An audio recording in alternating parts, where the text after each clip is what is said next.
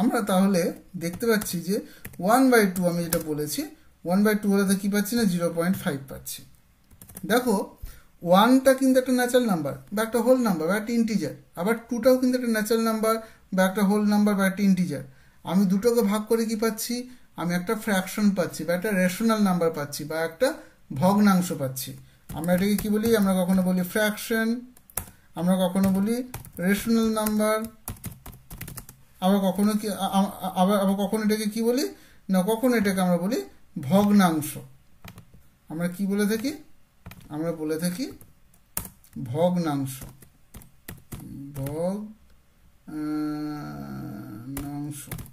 ভগ্নাংশ। ঠিক আছে, আমি একটু রেশনাল নাম্বারটা একটু বলে নিই, আমার একটা ভিডিও আছে অলরেডি, তবু আমি একটু রেশনাল নাম্বারটা বলে নিই। রেশনাল নাম্বার কাকে বলছি আমরা অলরেডি পড়লাম, এক্ষুনি পড়লাম, কিন্তু রেশনাল নাম্বার কাকে বলছি, রেশনাল নাম্বার বলছি যখন দুটো ইন্টিজার ভ্যালু একে অপরকে ডিভাইড করছে তখন আমরা ওটাকে বলছি ভগ্নাংশ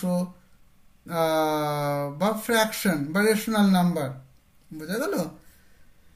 তো 4/2 এটা কিন্তু একটা ফ্র্যাকশন, এটা কিন্তু একটা রেশনাল নাম্বার, এটা কিন্তু একটা ভগ্নাংশ।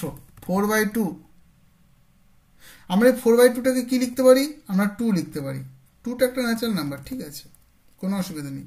আমরা 6/8 এটা কিন্তু একটা ফ্র্যাকশন, একটা রেশনাল নাম্বার, আমরা এটাকে কি লিখতে পারি, আমরা ছোট করে কিন্তু লিখতে পারি। দেখো দুটোই 2 দিয়ে কাটা যাবে, তো আমি কি লিখতে পারি, আমি 3/4 লিখতে পারি, তাই তো।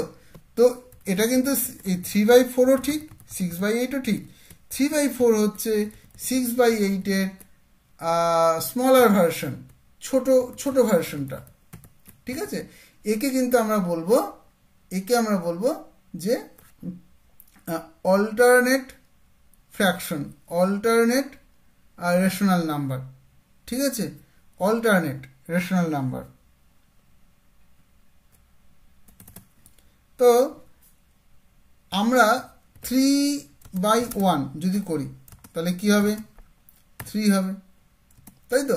তাহলে আমরা 3কে কিন্তু আমরা লিখতে পারি যে 3 কিন্তু 3 নয়, 3 কিন্তু 3/1, 3 কিন্তু 3 নয়, 3 কিন্তু 3/1। অ্যাকচুয়ালি আমরা একে বাংলাতে বলি মূলদ সংখ্যা, তোমরা বাংলায় পড়বে এটাকে মূলদ সংখ্যা।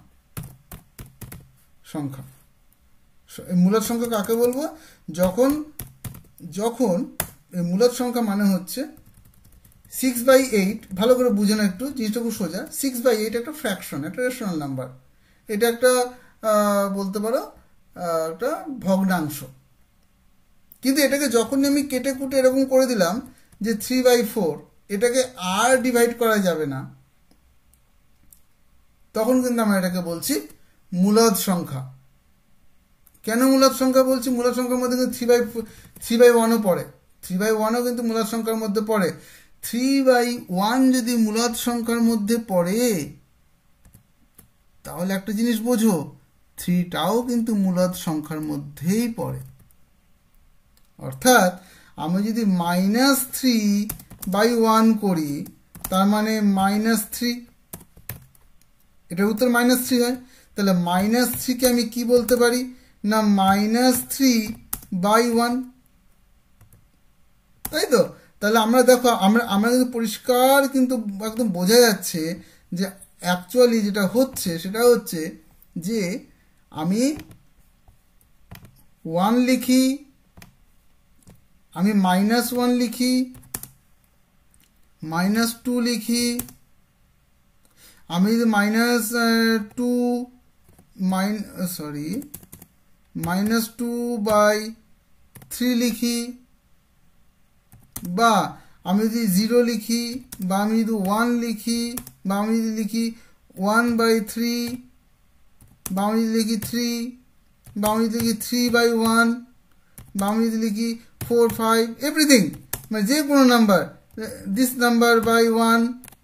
সো কোনো নাম্বার যখন আমি লিখছি, কোনো নাম্বার মানে হচ্ছে সেটা বাই 1 আমি লিখতে পারি। তো 8768টাকে আমি 8768/1 লিখতে পারি, তাই তো। তো তার মানে হচ্ছে 8768 এটা একটা ন্যাচারাল নাম্বার, এটা একটা হোল নাম্বার, এটা একটা ইন্টিজার, কিন্তু এটা ইন্টিজার থাকলে এটা ভগ্নাংশ। কিন্তু আমরা বলতে পারি যে এই নাম্বারটা 8768 একটা ভগ্নাংশের মধ্যেও পড়ে, অর্থাৎ এটা একটা কিন্তু মূলদ সংখ্যাও হতে পারে। তাই মূলদ সংখ্যার মধ্যে ইন্টিজারও পড়ে। ইন্টিজার যে নাম্বারগুলো সে -1 হোক, -1 হোক, -2 হোক, -0 হোক, 1 হোক, 2 হোক, 3 হোক, 4 হোক, যে কোনো নাম্বারকে আমি কীভাবে লিখতে পারি? 4/1 লিখতে পারি। আমি কি লিখতে পারি এটাকে? আমি এটাকে লিখতে পারি 3/1। আমি এটাকে কি লিখতে পারি? আমি এটা লিখতে পারি -2টাকে আমি 1/, লিখতে পারি। আমি শূন্যটাকেও কিন্তু 0/1 লিখতে পারি। 0/1 শূন্যই হয়। আমি -1 লিখতে পারি, তাই তো? তাহলে আমি কিন্তু বলতে পারছি যে -1/1 ইকুয়াল টু -1, -1 ইন্টিজার হলে এটাও ইন্টিজারই, সরি -1/1 এটা একটা ভগ্নাংশ। তো -1 যদি আমি লিখি তাহলে -1/1ও লিখব।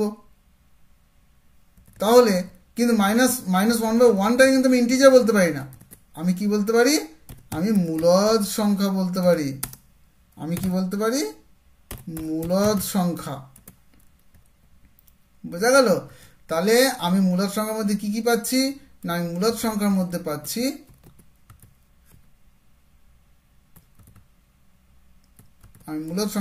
পাচ্ছি আমি ইন্টিজার পাচ্ছি। আমি ইন্টিজার পাচ্ছি। আমি কি বলে হোল নাম্বার পাচ্ছি, অখণ্ড সংখ্যা পাচ্ছি, আমি ন্যাচারাল নাম্বারগুলো পেয়ে যাচ্ছি, তাই তো? আমি সবই পেয়ে যাচ্ছি কিন্তু আমি মূলদ সংখ্যার মধ্যে। তাহলে আমরা বলতে পারি যে দুটো মূলদ সংখ্যা নোট করে নাও। দুটো মূলদ সংখ্যা আমি যোগ করি বা বিয়োগ করি, আমি কিন্তু মূলদ সংখ্যাই পাবো।